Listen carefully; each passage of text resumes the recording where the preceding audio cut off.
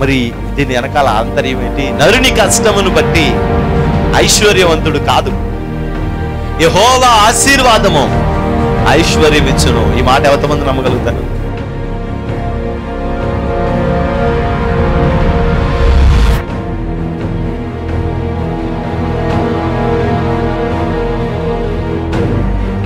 ఆ రక్షణను మనం చూడాలి, అనేక ఆత్మల రక్షణను మనం చూడాలి. దేవుని యొక్క మందిరంలో దేవుడు చేసే అద్భుత కార్యాలన్నిటినీ మన కన్నులారా మనం చూడాలి.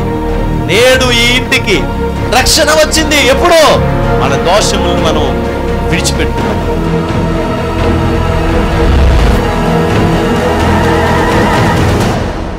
నీ పాపములు శారీరకంగా మరలా చేయకుండా సిద్ధపడి, నువ్వు ఇదిగో నా పాపాన్ని నేను వదిలిపెట్టేశాను, ఇదిగో నేను స్తుతిస్తున్నాను, నేను తప్పు చేశాను ప్రభా అని నువ్వు ఎప్పుడైతే వదిలేసి దేవుని దగ్గర ప్రార్థన చేయడం మొదలుపెడతావో, పరిశుద్ధాత్మ అగ్ని వచ్చి నిన్ను తాకి శుద్ధి చేసి ఈ పాపములో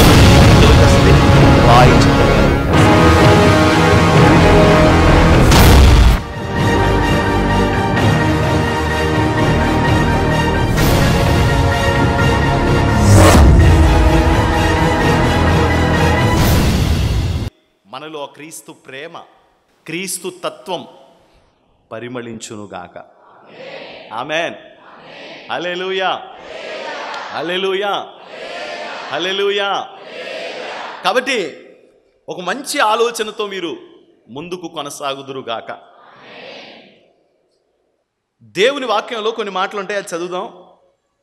దేవుని వాక్యంలో నుండి మత్తయి సువార్త 5వ అధ్యాయం 8వ వాక్యం. హృదయ శుద్ధి గలవారు ధన్యులు, హృదయ శుద్ధి గలవారు ధన్యులు, వారు దేవుని చూచెదరు, వారు దేవునిని చూచెదరు. ధన్యత ఇచ్చాడండి దేవుడు, నాకు ఈ గొప్ప ధన్యత ఇచ్చాడండి అంటారు కొంతమంది.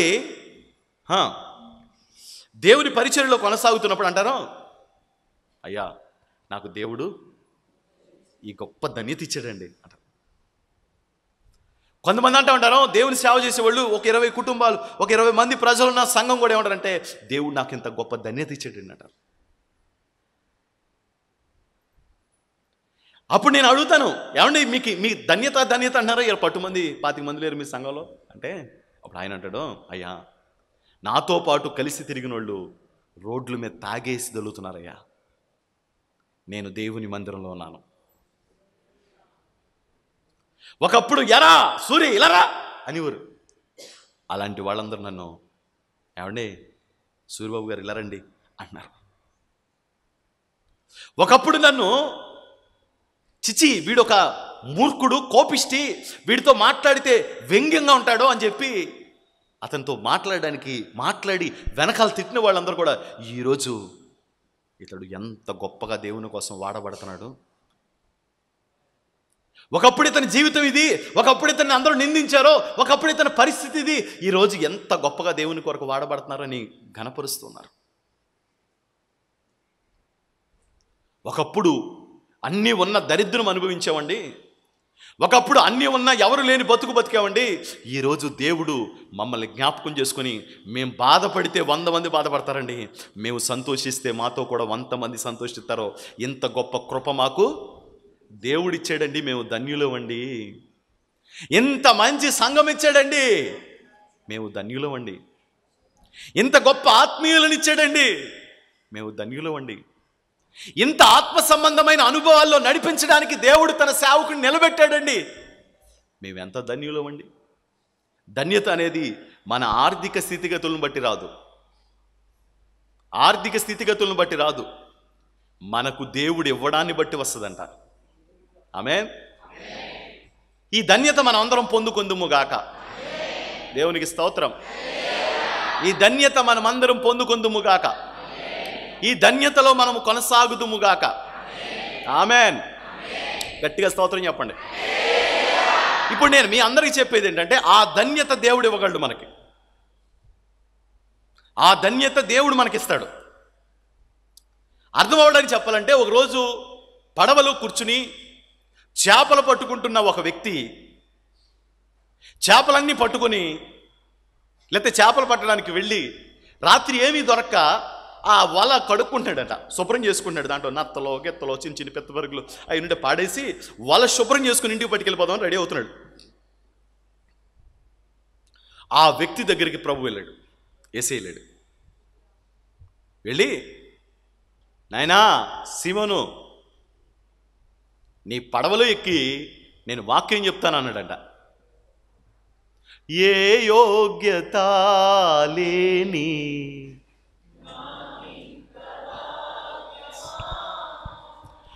ఏ యోగ్యత లేని నాకింత భాగ్యమా,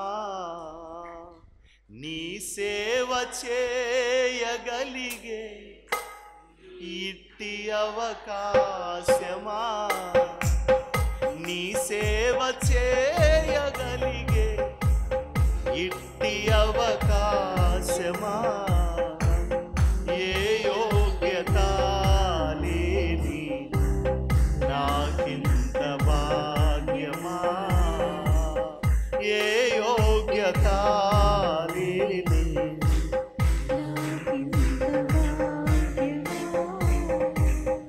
దేవునికి స్తోత్రం. నాకెంత భాగ్యం ఇచ్చావయ్యా, ఈరోజు నాకింత కృప ఇచ్చావు. ఆయనతో అన్నాడట, నేను నీ నావలోకి రాబోతున్నాను. పేతురు వస్తాడంట, నావలోకి వస్తాను, నేను ఈ పడవలోకి వస్తాను అన్నాడు. నా 18వ సంవత్సరంలో ప్రభువు నాతో ఇదే మాట మాట్లాడాడు, నీ నావలోకి వస్తాం అనుకుంటున్నాను. ఇస్తావా అవకాశం? నీ జీవిత నావలోకి నేను వద్దాం అనుకుంటున్నాను, ఇస్తావా అవకాశం? అపజయాలలో కూరుకుపోయిన నీకు, ఓటమి అంచుల్లోకి వెళ్ళిపోయిన నీకు గొప్ప దీవెనను కలుగ చేస్తాను. నాకిస్తావా నీ హృదయంలో చోటు? యేసుప్రభు పేతురుతో అన్నాడు, నీ పడవలోకి నేను రావాలనుకుంటున్నాను. పేతురు రాత్రంతా ప్రయాసపడి చేపలు పట్టాడు, కానీ తనకేం దొరకలేదు. కాబట్టి ఆ పుస్తకంలో రాశాడు. చదివినప్పుడు నాకు అనిపించింది, అమ్మో అంత బాధలో ఉన్నాడు ఆ పేతురు, అంత బాధలో ఉన్నాడు పేతురు. ప్రభు అతన్ని పిలిచాడు. ఆమేన్. ప్రభు అతన్ని పిలిచాడు. ప్రభువు నిన్ను నన్ను పిలిస్తే మన జీవితాలు ఆశ్చర్యంగా మారతాయి. ప్రభు పిలవాలి. ఈరోజు ఇక్కడ కూర్చున్న మీరందరూ ధన్యులు, ప్రభువు చేత పిలవబడ్డారు. ఆ రోజు పేతురు ఎలా పిలవబడ్డాడో మీరు కూడా ఈరోజు అలాగే పిలవబడ్డారు. ఆ రోజు నేను ఎలా పిలవబడ్డానో ఈరోజు మనం అందరం కూడా అలాగే పిలవబడుతున్నాం. ఒక్కొక్కరు పిలవబడతా ఉన్నాం. ప్రభు వచ్చి ఆ నావలో ఎక్కి వాళ్ళతో మాట్లాడి ఏమంటాడంటే, పేతురు పడవని లోతుకు నడుపు. లోతుకు తీసుకెళ్ళి పేతురుతో యేసుప్రభు అంటాడు, పేతురు అటే ఇవ్వాల అన్నాడు. నేనేమిస్తున్నామో రాత్రులు పడతాయి చేపలు, పగలెందుకు పడతాయి చేపలు? పగలు పడవుగా చేపలు, రేత్రే. ఎవరు వెళ్ళినా వేటకి రేత్రే కదండి, రేత్రి కూడా. పగలపూట వెళ్తే అది కాదు. అది ఎంత చీకటైనా, ఎంత సమస్య అయినా, ఎంత బాధ అయినా ఆ కటికి చీకట్లో పడి వెళ్తారు. అది రాత్రే దొరకనప్పుడు పగలు ఎందుకు దొరుకుతాయి? ప్రభు అంటున్నాడు, నువ్వు వేయవలా అన్నాడు. ఇది ఒక అనుభవం, ఇది ఒక అనుభవం. నీ జీవితంలో నువ్వు ఎప్పుడైతే ప్రభువుని కలిగి ఉన్నావో నీ ఆర్థికమైన స్థితిగతులు మారుతాయి. అవుతాయి. నీ ఆర్థికమైన పరిస్థితులన్నీ మారిపోతాయి. ఒకరోజు నేను ఒక బండి తీసుకుని ఆ బండికి చిన్న ఫైనాన్స్ చేయించాను. ఫైనాన్స్ చేయితే ఆ ఫైనాన్స్లో ఏదో కొద్దిగా డబ్బులు కట్టలేదు నేను. ఎంత కొద్దిగా కదా అనుకుని వెళ్ళడానికి బతికించాను. కాలువతలు వెళ్ళి ఫైనాన్స్ షాప్కి వెళ్ళి కట్టాలి. ఇప్పుడు ఆన్లైన్ కాదు. నేను వెళ్తుంటే రెస్టారెంట్కి ఒకడు నా బండి వెనకాల ఇద్దరు వచ్చి బెదర్ ముందు బండి ఆపి, ఏమండి బండిలో ఇవ్వండి అక్కడ. ఎవడరా నువ్వు సైతానికే, నా బండి ఇమ్మంటున్నావు ఏంటో అంటే, మీరు వాయిదా కట్టలేదు, మీ బండి మీద పెండింగ్ ఉంది, అది కట్టేసి బండి పట్టుకెళ్ళండి ఆఫీస్కి వచ్చి అంటున్నాడు. నాకు విపరీతమైన కోపం వచ్చేస్తుంది. ఇదేంటి నాయన ఇలాగ అంటున్నాడు వీడు, ఇదేంటి నాయన ఇలా అంటున్నాడు. ఒక్క వాయిదా కట్టడానికి నువ్వు ఇంత పని చేస్తావా? ఒక్క వాయిదా ఉందండి. ఆడేమంటున్నాడంటే, మీరు ఇంకా 10,000 అంటే 10,000 కట్టాలా? ఒక్క వాయిదా 800 రూపాయలు కట్టాలి. 10,000 నేను కట్టడం ఏంటి? నేను కట్టినా, నేను ఒక్క వాయిదా కట్టాలంటే అదంతా ఆఫీసులకు చెప్పుకోండి, బండి ఇవ్వండి అన్నాడు. సరే నీకు బండి ఇవ్వడం ఎందుకంటే నేనే వస్తున్నాడు అని చెప్పి ఆడ వెనకాల బండి వేసుకెళ్ళాను. సిగ్గేసిపోయింది నా జీవితంలో, సిగ్గైపోతుంది. ఏంట్రా ఇంత కర్మను విన్నాం. వెళ్ళిన తర్వాత, సార్ కూర్చోండి సార్, వాటర్ తాగుతారా అన్నాడు. ఈ వాటర్ తగలయ్యా సచ్చేటట్టు ఉంది, నా గుండె కొట్టేసుకుంటుంది కప్తో. ఒకసారి నా తీండి పుస్తకం ఒకలాంటి తీసి కట్టేయమంటే నా జేబులో డబ్బులు కూడా లేవు. తీసి ఎంత కట్టాలండి నన్ను? నేను క్లియర్ చేసేస్తాను, నా కాగితాలు పట్టుకెళ్ళిపోతాను, వచ్చి మధ్యాహ్నం వచ్చి నాకు ఎంత కట్టాలో చెప్పండి అన్నాను. అంటే ఆడేమన్నాడంటే, లెక్కేసి చెప్పాలంటారు. లెక్కేసి చెప్పడం ఏంటి, పుస్తకంలో ఉంటుందిగా మీ గట్టినన్ని. వాయిదా అయితే ఒకటి కట్టాలి, ఓడీలు ఎన్ని కట్టాలో లెక్కేస్తామండి అన్నాడు. ఓడీలు ఏంటి డీడీలాగా? ఎంత కట్టాలి చెప్పండి, అది కూడా లెక్కేసేయండి. 8,600 వేసాడు. కట్టాల్సింది ఒక వాయిదే. నాకు అర్థం కట్టలేదు. 8,000 7,000 సంథింగ్ అటు ఇట్లో. సార్ మీకు మతికని పోయిందేమో చూడండి, మొత్తం అన్ని కట్టేసి నేను ఒక వాయిదా కట్టాలంటే ఆడేమన్నాడంటే, మీరు ఫిబ్రవరిలో కట్టవలసిన వాయిదా మార్చిలో కట్టారు. మేము ఎలా లెక్కేస్తామంటే, అంటే మార్చి నెల ఇతను 1 నెల రోజులు లేటు కట్టాడు కాబట్టి మొదటి నెల 30 రోజులు లేటుగా కట్టినట్టు లెక్క. నేను మార్చిలో కట్టాల్సింది ఏప్రిల్లో కట్టాను. అప్పుడు రెండో వాయిదాలో నేను మొదటి వాయిదా ఏమో 60 రోజులకి వెళ్తుంది, రెండో వాయిదా ఏమో 30 రోజులకి వస్తుంది. ఇలాగా కిందకు వచ్చేటప్పటికి 300 రోజులు పెండింగ్ వచ్చింది. ఏది ఫస్ట్ వాయిదా. మీరు లెక్క చూసి ఉండకపోవచ్చు, తెలిస్తే ఒకసారి చేయి చూపించండి ఎవరికన్నా. మాకు తెలిసి మాకు కూడా ఇలాంటి అనుభవం ఉందని నేను కదండి. రెండో నెల నేను అన్ని వాయిదాలు కట్టుకొచ్చాను, కట్టకపోలేదు. ఒక వాయిదా స్కిప్ అయిపోయింది, ఎదరికి వెళ్ళిపోయింది, కట్టలేదు. రెండో ఇల్లు కట్టాను, కట్టేశాను కదా, ఇక్కడి నుంచి కట్టుకొచ్చేస్తున్నాను అనుకుంటున్నాను. ఆడు మొత్తం 8 సంవత్సరమే పెట్టింది, కానీ ఆడు 800 రోజులకి ఓడి కట్టమంటున్నాడు. అప్పుడు నేను తీర్మానం తీసుకున్నాను, ప్రభువా ఇంకెప్పుడు ఫైనాన్స్ కంపెనీలో బండి కొనడం కానీ, ఏసీ కొనడం కానీ, ఫ్రిడ్జ్గా ఉన్నా కానీ చేయండి ప్రభా. వాటితో మాట్లాడుకొని 4,000 ఎంతో మాట్లాడుకొని వచ్చేసి ఏదో వస్తువు ఉంటే అది అమ్మేసి అది కట్టేసి యేసు రక్తమే చేయం ప్రభు నన్ను బలపరచును గాక.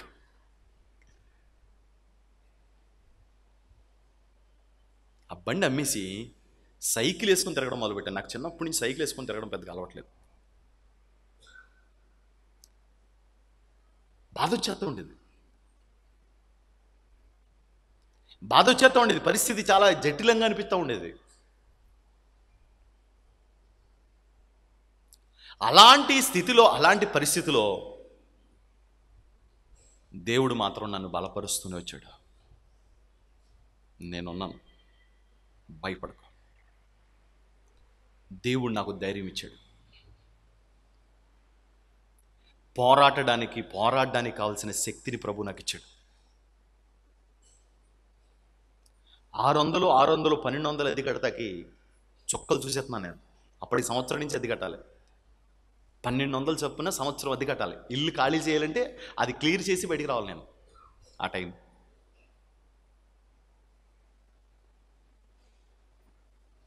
ఇంట్లో నీళ్లు కారిపోతాండి, ఖాళీ చేయాలంటే ఆ పెండింగ్ అంతా క్లియర్ చేసి ఇక్కడ రావాలి నేను. ఆ మాట అడిగి చెప్పాలన్నా అది మట్టి గోడలు అవ్వడం వల్ల ఈ తడిసిపోయిన నీళ్ళకి మట్టి గోడ పెచ్చులు ఊడిపోతుంటే ఈ పిల్లడు వెళ్ళి మా యూనివర్సిటీ వెళ్ళి పీకేసుకొని తినేసేవాడు. ఆ మూల కూర్చుని ఇలా మట్టి తీసుకుని వెళ్ళి తింటా ఉన్నాడు. ఒకరోజు ఆడి నోటి నిండా మట్టి ఉంది. ఆ మొదటోడు కదా, కొంచెం బాధ కలిగింది. ఏంటి ప్రభా ఇది, ఎవ్వరు లేరు.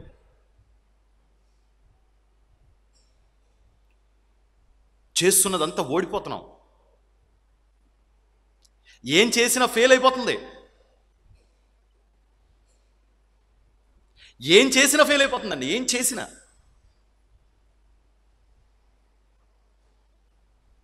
అప్పుడు ఇప్పుడు కూడా నా నమ్మిక దేవుడే. నేను అతిగా ఏం చేయను. ఫంక్షన్లైనా, బంధువులతో ఉండడమైనా, లేకపోతే ఏదైనా ఎంటర్టైన్మెంట్ అయినా జస్ట్ అలా అలా మోయి అలా మళ్ళీ దాంట్లోంచి నేను బయటకు వచ్చేస్తాను. నా నమ్మకం దేవుడే. స్తోత్రం. దేవుడు నమ్ముతాను. నేను బయటికి రావాలి. ఒక చిన్న అప్పు, ఆ అప్పు కోసం పనిలోకి వచ్చాను. 2003 సంవత్సరంలో ప్రభు నన్ను పిలిస్తే బయటకు వచ్చేసి అప్పు చేత బాధించబడి ఆ అప్పు తీర్చేసి అప్పుడు సేవలోకి వెళ్ళాలని చెప్పి అప్పు తీర్చడానికి కానీ మళ్ళీ వచ్చి పనిలోకి వచ్చి బందీ అయిపోయాను. దేవుని చిత్తానికి వ్యతిరేకంగా చేసిన కారణాన్ని బట్టి దేవుడు నన్ను సేవకు రమ్మంటే నేను పనికి వచ్చాను కాబట్టి దేవుడిచ్చిన సమస్యకి నా 60,000 అప్పు 2 లక్షల చిల్లర అయిపోయింది. చుట్టూ పరిస్థితులు మూసిపోయినాయి. ఓ ఫంక్షన్కి వెళ్ళడానికి డబ్బులు ఉండేవి కాదు. చాలా ఇబ్బంది పడతా ఉండేవాళ్ళం. ఓ పక్కన కుటుంబం అంతా కూడా సమస్యలో ఉంది. ఫ్యామిలీ మొత్తం సమస్యలో ఉంది. ఒకళ్ళిద్దరు కాకుండా ఒకళ్ళు చెయ్యందించుకునే పరిస్థితులు కూడా లేవు.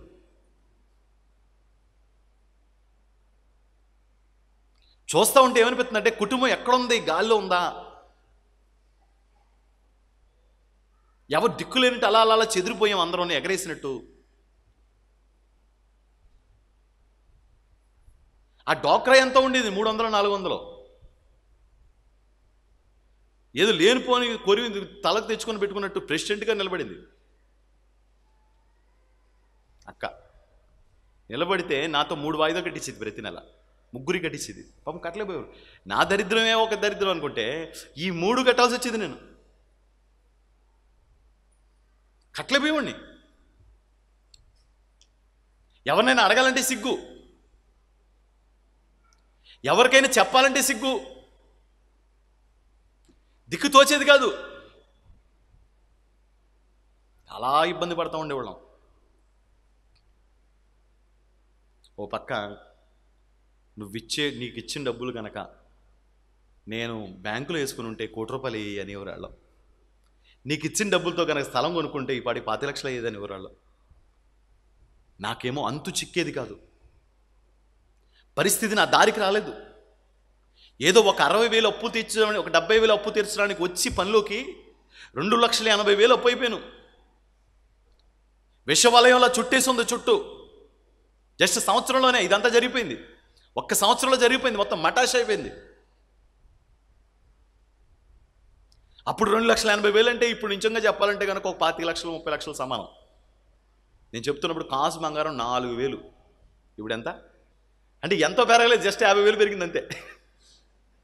నేను చెప్తున్న సిచ్యువేషన్లో 4 అంటే 4,000, లేకపోతే 4,500, 5,000 తీర్చిస్తుంటే అంటే దానికి ఎన్ని రెట్లు వేసుకోవాలి? ఇప్పుడు ఆ డబ్బుని 10 రెట్లు వేసుకుంటే 28 లక్షలు అయింది. ఇప్పుడు 28 లక్షల అప్పులు పెట్టుకొని బతుకుతున్నవాడి బతుకు ఎలా ఉంటుందో ఒకసారి ఆలోచించండి. ఈ రోజుల్లాగా ఈఎంఐ ఇస్తాం, మీకు పర్సనల్ లోన్ ఇస్తాం, జంబో లోన్ ఇస్తాం, బంబో లోన్ ఇస్తాం, ఏమి లేవు. ఎవరి దగ్గరికైనా వెళ్ళి మన కాగితాలు అవి పట్టుకుని వెళ్ళి, సారు దీని మీద ఒక 50,000 ఇవ్వండి అంటే, వద్దమ్మా, ఎక్కడిది, ఎక్కడ వద్దమ్మా. ఇంట్లో బంగారం ఉన్నాయంటే బంగారం లేవు. ఒక్కోసారి నా పరిస్థితిని చూసిన కొంతమంది ఏం చేసేవారంటే, ఆత్మీయులే గబాలు 4 మెడలో గొలుసు తీసి, శాలేమో ఇదిగో ఇది పట్టుకెళ్ళి, ఇప్పుడు నాకు అవసరం లేదు, నాకు ఇంకో చైన్ ఉంది, ఇది నువ్వు పెట్టుకొని ముందు అదేదో చేసుకో. ఏదైనా ఒక జటిలమైన సమస్య వచ్చినప్పుడు సందర్భాలు, చుట్టూ మూసుకుపోయిన దారిలో, అర్థం కాని ఆ పరిస్థితుల్లో ఎలాగైనా తీర్చాలి ఇదంతా. తీర్చి నేను దేవుని సేవలోకి వెళ్ళిపోవాలి. ఎలాగైనా తీర్చాలి దేవుని సేవలోకి వెళ్ళిపోవాలి. ఎలాగైనా తీర్చాలి దేవుని సేవలోకి వెళ్ళిపోవాలి. ఎలాగైనా తీర్చాలి దేవుని సేవలోకి వెళ్ళిపోవాలి. ఇదే కసి. ఎలాగైనా తీర్చాలి. అప్పు తీర్చేయాలి. ఇచ్చే పరిస్థితిలో ఎవ్వరూ లేరు.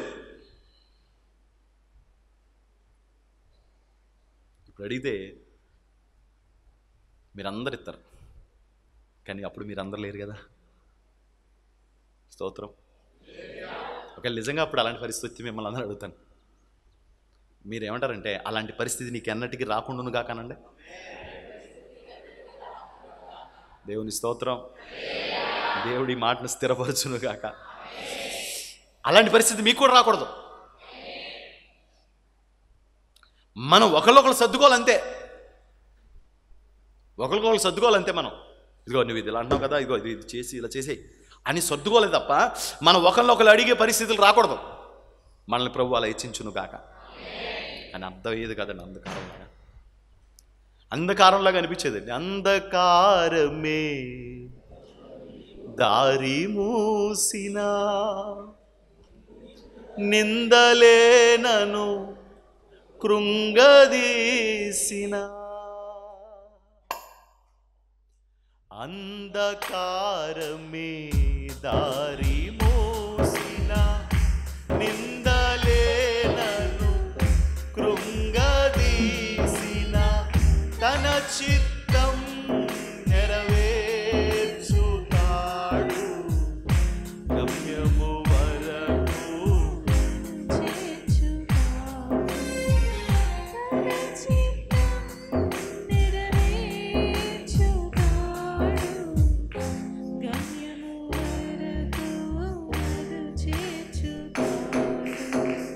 నడిపిస్తాడు నా దేవుడు, నన్ను విడువడు.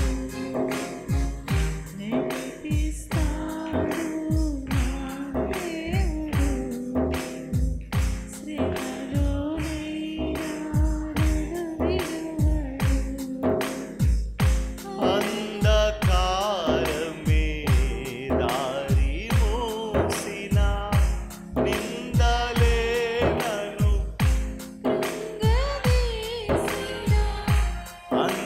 అంధకారమే దారి మూసిన,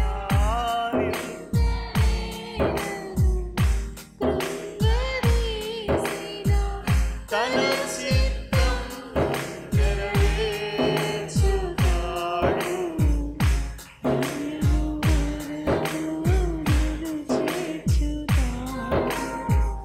తన చిత్తం నెరవేర్చుతాడు.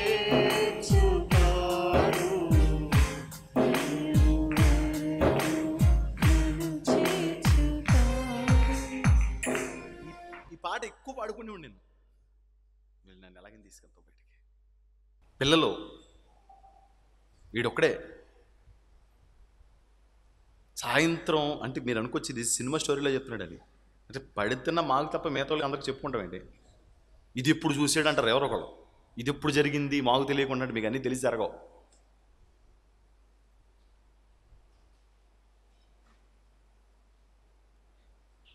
ఈ సిల్లెక్స్లో ఫారెక్స్లో ఉంటాయి కదా, ఒక్కోసారి ఒకసారి తిట్టే అనిపించేది. ఆడు పుట్టే టైంకి ఆ సిచ్యువేషన్ అలా ఉండేది. అంటే ఒకటి బెసికేది కదా, సెట్ అయ్యేది కాదు. అవి ఒకటి ఈ కట్టాలి ఈ కట్టాలి ఈ కట్టాలి, ఇంట్లో ఏం పట్టుకొస్తాం, మళ్ళీ బాధేసేది. అలాగా ఏడుస్తూ ఉండేవాడిని. మేము ఎన్ని రాత్రుళ్ళు పడుకోకుండా ఏడ్చామో దేవుడికి తెలుసు. ఇప్పుడు మామూలు పడుకోవట్లేదు, అది వేరే విషయం. అప్పుడు ఎన్ని రాత్రులు పడుకోకుండా ఏడ్చిపడినాం. దిన కూడా అసహాయించింది.